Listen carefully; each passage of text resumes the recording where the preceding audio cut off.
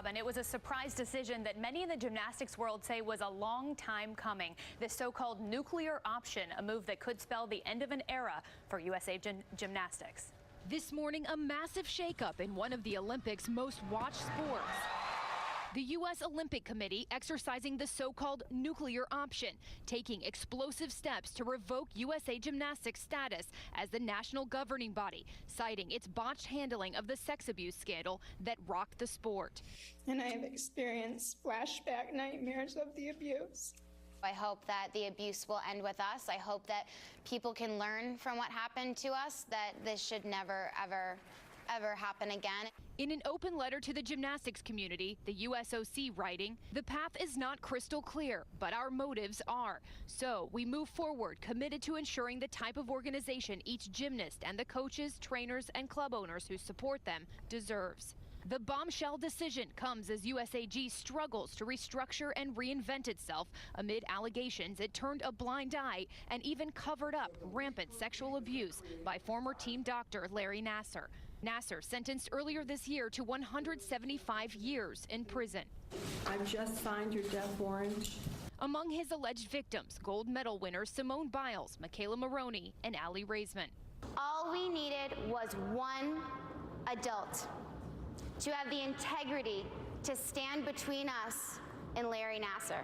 This decision affects not just the elite of American gymnasts, but the 150,000 athletes and 3,000 clubs around the country. The demand for USA Gymnastics to surrender its status or face being shut down coming fresh off the World Championships.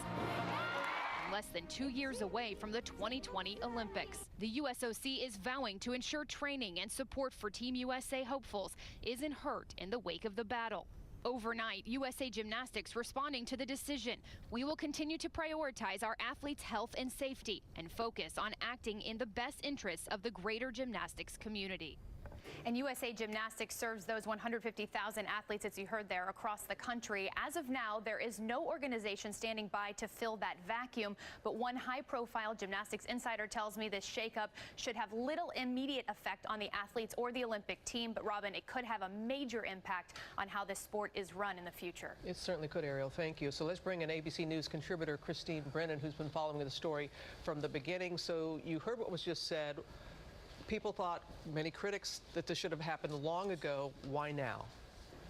Why now? Because the World Championships, Robin, just ended. Simone Biles, of course, becoming the four-time world champion, the U.S. women's team winning another world title. And the USOC did not want to disrupt that. Lord knows the athletes have been disrupted enough.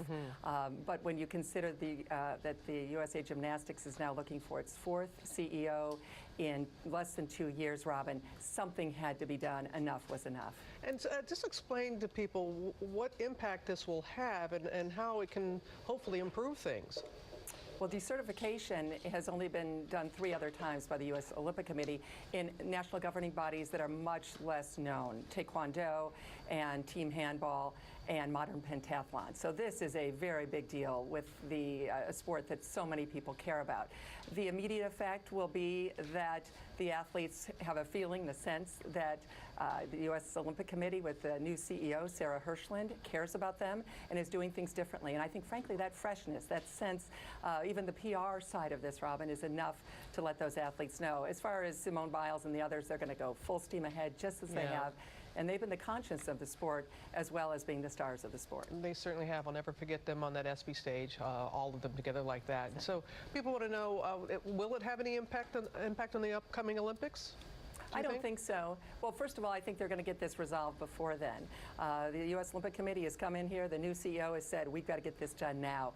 And it's a major statement. And I think that's the big takeaway. It's the statement. I think the athletes, there's going to be some uncertainty and upheaval, but I do think the athletes will move forward just as they have.